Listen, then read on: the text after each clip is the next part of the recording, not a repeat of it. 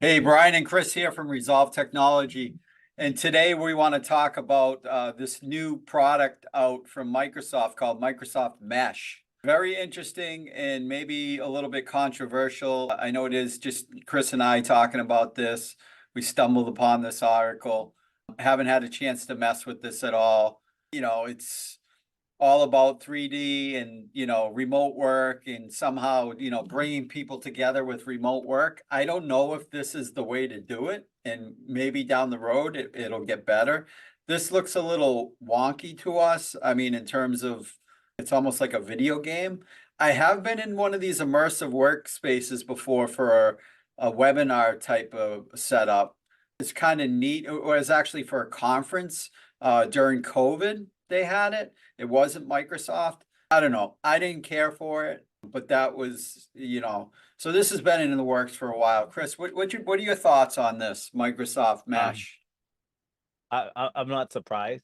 We saw like in the past year or so a lot on Meta or Facebook, whatever you want to call it, that where they have there's going to be like a whole virtual environment, like a virtual concert, things of that nature. So I'm not surprised. We saw the Microsoft Teams avatars come out recently, so it looks like this is just a continuation of that. Um, they are mentioning it'll be initially available with PC or Meta Quest VR devices, and with the VR devices, it'll be a more immersive experience. They're saying. Yeah, and I've never used Me either. I'm the looking at it right those now. devices and Oh, like a headset. Yeah, it's like a VR headset. VR headset. Facebook bought that company. I forget the name of it, Octolus or something like that. But anyway, it hasn't really been on my radar.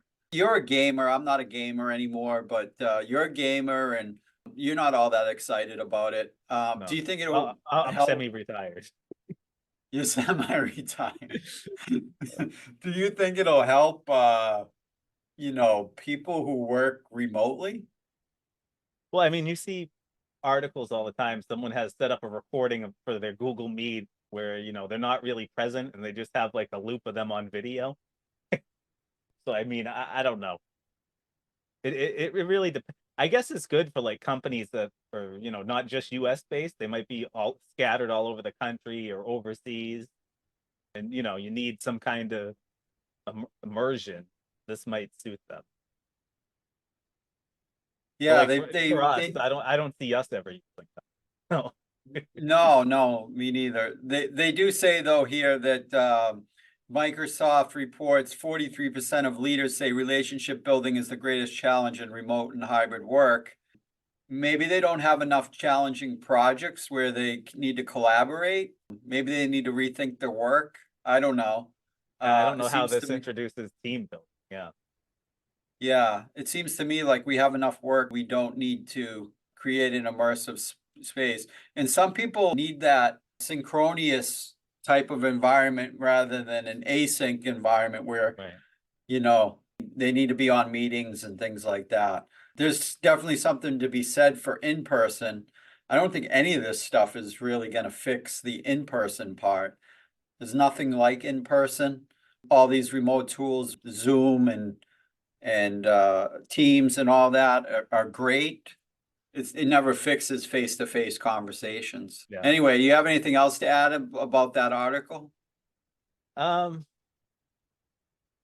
Not really. I mean, I can see it great for like I said, for people, that might be all over the place and they don't have like some centralized work location.